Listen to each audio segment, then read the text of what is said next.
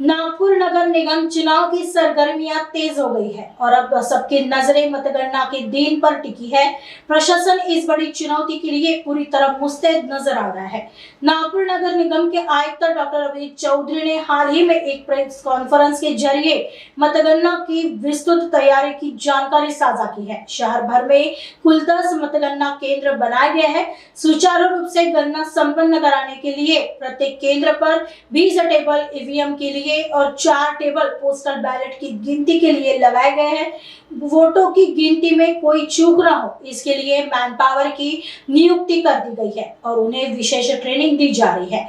14 तारीख को चुनाव कर्मियों के एक और महत्वपूर्ण ट्रेनिंग आयोजित की गई है ताकि वे मतदान और मतगणना की बारीकियों को अच्छी तरह समझ सके।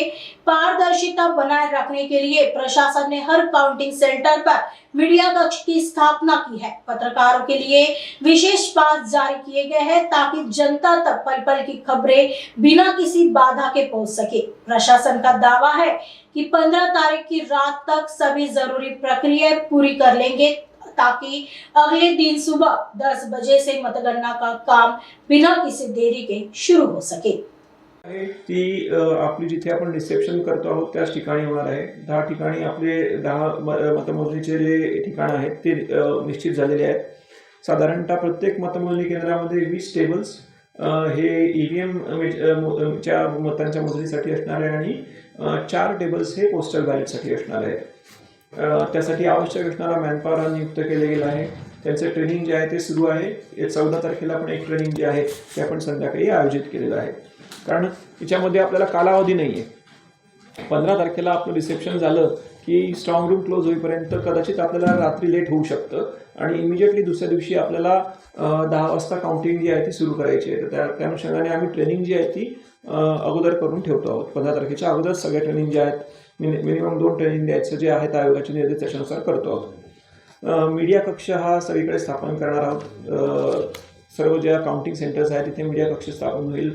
मनपाच्या ठिकाणी पण आम्ही एक करतो आहोत, पण मला कल्पना आहे की मॅक्झिमम ॲक्शन काउंटिंग सेंटरवर असल्यामुळे सगळ्यांचा ओढा हा तिकडेच असणार आहे। तर प्रत्येक ठिकाणी आपण मीडिया सेंटर एक हे करतोय, मीडिया सेल। त्यासाठी आवश्यक पासेस जे आहेत ते सुद्धा आपल्याकडनं आपण इश्यू केलेले आहेत। जी मतदारांच्या संदर्भामधली जी एक हे आहे तर त्याचा आम्ही तुम्हाला ॲक्च्युली लाईव्ह हे दाखवतो की मताधिकार ॲपमधनं काय करतायत आणि आपल्या NMCच्या वेबसाईटवरनंही कसं करतायत। कोणती सुविधा जी आहे ती अधिक सोयीस्कर आहे ती आपल्याला वापरण्यासाठी आपण हे अपील करू शकता। तर माझी विनंती आहे की कॅमेरा